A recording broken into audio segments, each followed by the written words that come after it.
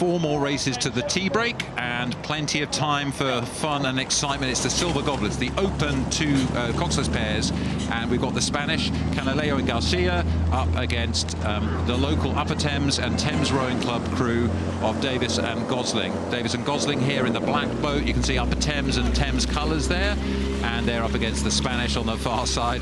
It's a tall order for the local boys, isn't it, Tom? Yeah, it feels like a little bit of a mismatch on paper. I think Upper Thames here, closest to shot. Their tactic will be very plain and simple. It's get out as fast as we can, stick with the Spanish for as long as we can, and just try and get in their heads a little bit. See what we can do on a home stretch. We know this water better than they do, so if they can just put the cat amongst the proverbial pigeon, you never know what might happen at the barrier. The Spanish were 5th in Paris last year and 3rd in the European Championships this year. Bit of coastal rowing experience too, so any poppy water won't bother them, but it's relatively flat now, and it's not clear to me whether they've really gone off flat out. I'm not trying to discredit the Upper Thames crew, but I think they look pretty controlled already at this stage of the race. Control is pretty crucial in a pair, particularly on a piece of water like Henley, where anything can happen. You've got all the pleasure cruisers on the far side of the shot, just tootling up and down by the course or parallel to the course. So the Spanish will be pretty focused on ensuring that they got a nice run out the blocks. They got a sort of fight to the barrier, and now they could just settle into that mid-race rhythm that could and should prove decisive. The Spanish row into the afternoon sun at Henley. It's a beautiful row for them and a lovely introduction. I remember watching their countrymen just a year or 2 ago winning the first ever Spanish medal at Henley Regatta, and it's great. So we're so happy to see more Spanish crews entering, and it's great to see these Olympians here. And let's just talk a minute, we got these lovely shots about the rowing of a pair, so 1 oar either side only. It's a lot less stable than a bigger boat, a 4 or an 8, when you've got sweep oar rowing. So it really does require a level more synchronicity from the athletes.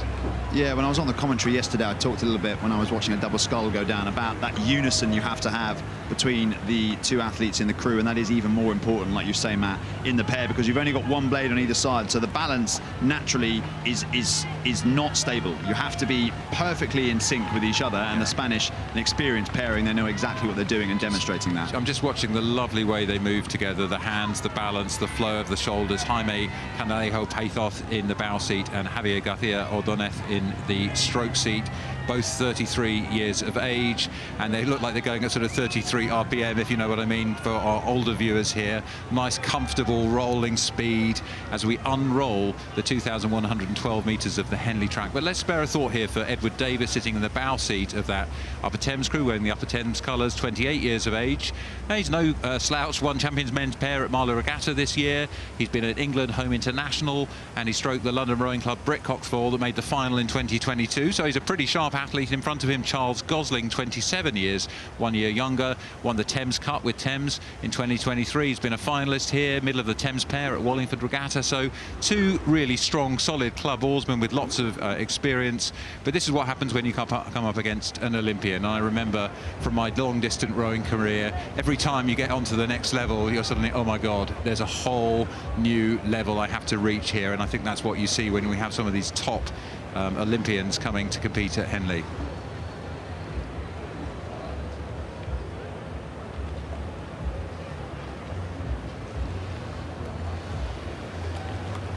So we got Canalejo and Garcia on the right of the picture, and Davis and Gosling on the left. The local boys from Thames and Upper Thames, they're just passing now the Upper Thames boathouse. They'll be on their feet cheering for bowman Edward Davis and his partner Charles Gosling as we look down on them from above. And actually you can see here now, these guys are really experienced guys, and you can see they're moving the pair pretty well. Not quite, if you've got a sharp eye, at the same kind of level of synchronicity as the Spanish, Tom. I think you can sort of get that feeling, a little bit more wobbling, a little bit more having to kind of concentrate on matching each other, whereas here, what a beautiful way to see the contrast. Look at that sort of smoothness, pause and flow, really sort of fluid. Now obviously they're ahead, they've got the relaxation, but that's a lovely demonstration of rowing a coxless pair. Totally agreed, Matt. The Spanish historically haven't been the strongest rowing nation, but there's a lot of momentum behind that program, particularly in the last 5 or 6 years. The last couple of Olympic Games, they've had several athletes compete and place in A finals. So I think that's a program to watch in the coming years, and wonderful to see Sir Matthew Pinson's hard work pay off with all these international crews coming over to pitch their tent here at Henley Royal Regatta. So if you're watching in Spain, if you're watching in any of the other countries that have got rising rowing programs, we'd be delighted to welcome you here. Send an email to matthew.pinson@hrr.com and we'll look after you and get you to the world's favourite regatta. We've been doing that since 1839 when we first started, and over the next 2 days we'll sift out more crews into Saturday's semis and then the golden finals, 27 finals still to come on Sunday at Henley Regatta.